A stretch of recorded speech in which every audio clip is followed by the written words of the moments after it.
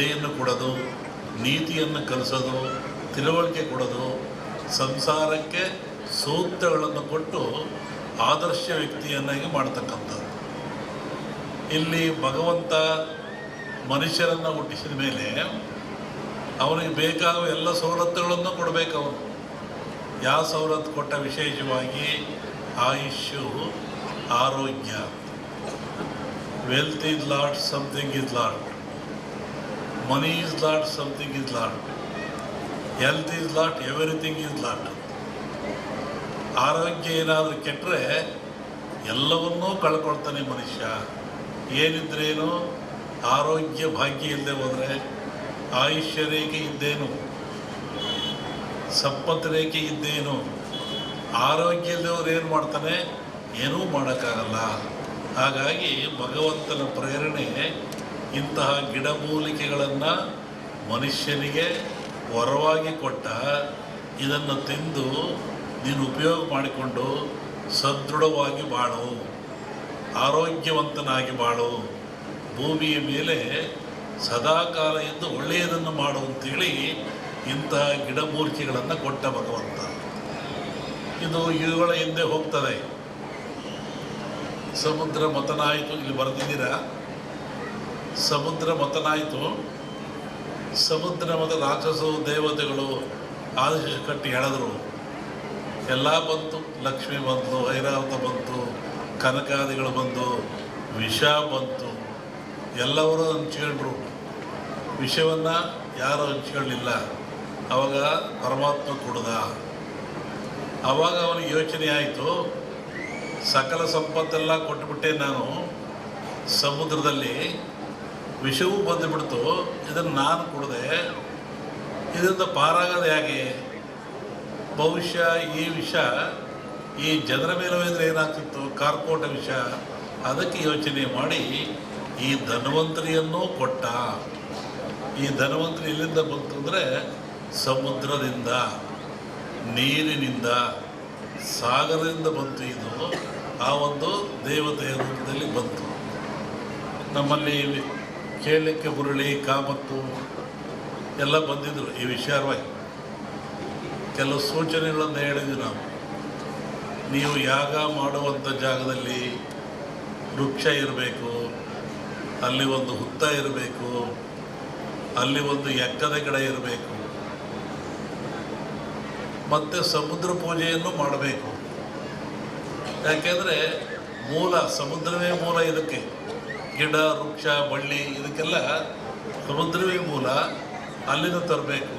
ಹಾಗೆ ಹೀಗಾಗಿ ಈ ಒಂದು ಯಾಗ ಭಾಳ ಚೆನ್ನಾಗಿ ನಡೀತಾ ಇದೆ ಭೂಮಿ ಮೇಲೆ. ಅದರಲ್ಲೂ ಈ ಕರಾವಳಿ ನಡೆದಿದ್ರೆ ಅತ್ಯಂತ ಮನುಕುಲಕ್ಕೆ ಆದರ್ಶವಾಗಿರ್ತಕ್ಕಂಥದ್ದು, ಪ್ರಾಯಶ್ಯವಾಗಿರ್ತಕ್ಕಂಥದ್ದು, ದೀರ್ಘಾಯುಷ್ಯದ ಗುಟ್ಟನ್ನು ನಮ್ಮವರು ಕೊಟ್ಟಿದ್ದಾರೆ. ಪ್ರಕೃತಿಯ ಗುಟ್ಟನ್ನು ಭೇದಿಸ್ತಕ್ಕಂಥ ಅಟ್ಟೆ ಇನ್ನೇನು ಇಲ್ಲ. ಪ್ರಕೃತಿ ಎಲ್ಲ ಕೊಟ್ಟುಬಿಟ್ಟಿದೆ. ಅದರ ಗುಟ್ಟನ್ನು ಭೇದಿಸಿ ಮನುಷ್ಯ ಉಪಯೋಗ ಪಡಿತಕ್ಕಂಥದ್ದು, ಆರೋಗ್ಯವಂತನಾಗ್ತಕ್ಕಂಥದ್ದು. ಹೋಮಗಳಂದರೆ ಏನು? ಹೋಮವನ್ನು ಯಾತಕ್ಕೋಸ್ಕರ ಮಾಡ್ತಾರೆ? ಅದರ ಉದ್ದೇಶ ಏನು? ಒಂದು ಕಲ್ಪನೆ ಆಧ್ಯಾತ್ಮಿಕ ಚಿಂತನೆ, ಮತ್ತೊಂದು ಕಲ್ಪನೆ ವೈಜ್ಞಾನಿಕವಾಗಿ ಚಿಂತನೆ. ನಾವು ಏನೇ ಮಾಡಿದರೂ, ಯಾವ ಕೆಲಸ ಮಾಡಿದ್ರು, ಯಾವ ಧರ್ಮ ಆದರೂ ಸಹಿತ ಅದು ವಿಜ್ಞಾನಕ್ಕೆ ಒಳಪಡಬೇಕು. ವಿಜ್ಞಾನಕ್ಕೆ ಒಳಪಡದೆ ಹೋದರೆ ಧರ್ಮ ಆಗಲ್ಲ, ಸತ್ಯ ಆಗಲ್ಲ, ನಂಬಿಕೆ ಆಗಲ್ಲ, ಅಜ್ಞಾನದ ಪರಮಾವಧಿ ಆಗ್ತದೆ ಅದು. ಹೋಮದಲ್ಲಿ ಏನಿರ್ತದೆ? ವನಸ್ಪತಿಗಳನ್ನು ಹಾಕ್ತಾರೆ, ಆಜ್ಯವನ್ನು ಹಾಕ್ತಾರೆ, ಅಗ್ನಿಯನ್ನು ಕೊಡ್ತಾರೆ. ಈ ಗಿಡಮೂಲಿಕೆಗಳು ಅಂತ ಹೇಳಿದ್ದು ನಾನು. ಈ ವನಸ್ಪತಿಗಳಿಂದ ಅಗ್ನಿಗೆ ಹಾಕಿ ಹೋಮ ಆಜ್ಯ ಸುರಿಯೋದ್ರಿಂದ ನಮ್ಮ ನಂಬಿಕೆ ಅಗ್ನಿ ದೇವತೆಗಳ ಮುಖ, ಅಲ್ಲಿ ಔಷಭಾಗ್ಯವನ್ನು ಕೊಡೋದ್ರಿಂದ ದೇವತೆಗಳಿಗೆ ತಲುಪ್ತದೆ. ಆವಾಗ ನಾಡು ಸಮೃದ್ಧಿಯಾಗಿರ್ತದೆ, ರೋಗ ರುಜಿನ ದೂರವಾಗ್ತದೆ. ಒಂದಾದರೆ ಅಗ್ನಿಯನ್ನು ಆರಾಧನೆ ಮಾಡಿದವರು ಯಾರು? ಇದು ಒಂದು ಪ್ರಶ್ನೆ. ಅಗ್ನಿಹೋತ್ರಿಗಳು ಅಂತಿದ್ದಾರೆ, ಅವರು ನಿತ್ಯವೂ ಅಗ್ನಿ ಆರಾಧನೆ ಮಾಡಿ ಪೂಜೆಗಳನ್ನು ಮಾಡ್ತಾರೆ. ಅದು ಒಗ್ಗದ ಭಾಗದಲ್ಲಿರಲಿ, ಜಗತ್ತಿನ ಯಾವ ಸಮಾಜ ಇರಲಿ, ಯಾವ ಜನ ಇರಲಿ, ಯಾವ ಕುಲ ಇರಲಿ, ಯಾವ ಪಂಥ ಇರಲಿ, ಅಗ್ನಿಯನ್ನು ಆರಾಧನೆ ಮಾಡದಿರೋರು ಯಾರು? ದೀಪ ಹಚ್ತೀರ ನೀವು ಮನೇಲಿ, ಅದೇನು? ಅಗ್ನಿ. ಅಡುಗೆ ಮಾಡ್ತೀರ ನೀವು ಮನೇಲಿ, ಸ್ಟವ್ವ ಬೆಂಕಿಯೋ ಹಚ್ತೀರ ನೀವು, ಅದೇನು? ಅಗ್ನಿ.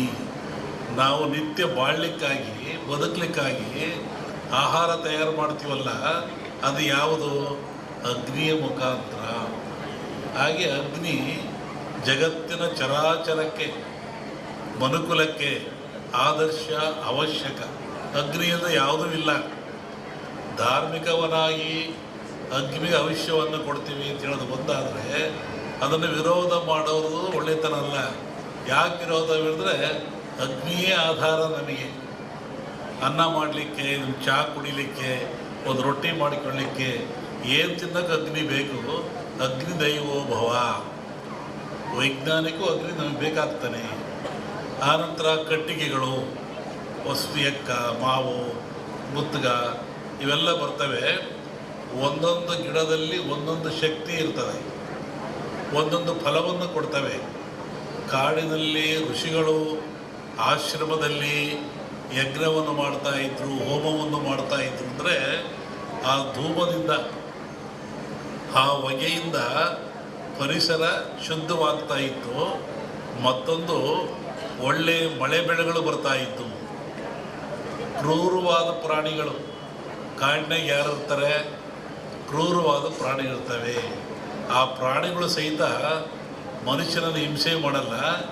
ಈ ಯಜ್ಞ ಮಾಡೋದ್ರಿಂದ, ಹೋಮ ಮಾಡೋದ್ರಿಂದ, ಆ ಬಂದ ಧೂಮದಿಂದ ಮನಸ್ಸು ಪರಿವರ್ತನೆಯಾಗಿ ಶಾಂತ ಸ್ವಭಾವಕ್ಕೆ ಬರ್ತವೆ. ಆವಾಗ ಮನುಷ್ಯರೊಂದಿಗೆ ಅವು ಸ್ನೇಹಿಗಳಾಗ್ತವೆ. ಅನೇಕ ಕಥೆಗಳನ್ನು ಕೇಳಿದ್ದೀವಿ. ಸ್ವಾಮಿಗಳಿದ್ದರು, ಅಲ್ಲಿ ಹುಲಿ ಬರ್ತಾಯಿತ್ತು, ಸಿಂಹ ಬರ್ತಾಯಿತ್ತು, ಹುಲಿ ಮೇಲೆ ಸ್ವಾಮಿಗಳು ಹೋಗ್ತಾಯಿದ್ರು. ಅಂದರೆ ಯಜ್ಞ ಯಾಗಾದಿಗಳ ಫಲದಿಂದ ಬರುವಂಥ ಹೋಮಾದಿಗಳ ಧೂಮದಿಂದ ಅವು ಮನಃಶಾಂತಿ ಆಗ್ತಾಯಿತ್ತು, ಕ್ರೂರತ್ವವನ್ನು ಕಳ್ಕೊಳ್ತಾ ಇದ್ದು ಒಂದು ಚಿಂತನೆ ಇದೆ. ಆನಂತರ ರಾಜರು, ಮಹಾರಾಜಗಳು, ಇವತ್ತಿನ ರಾಜರಿಗೆ 10 ರೂಪಾಯಿ ಕೊಡೋ ಶಕ್ತಿ ಇಲ್ಲ ಸರ್ಕಾರದನ್ನು. ಆವತ್ತಿನ ರಾಜರುಗಳಿಗೆ ತಲೆಯನ್ನು ಕಡಿಸುವಷ್ಟ ಶಕ್ತಿ ಇತ್ತು.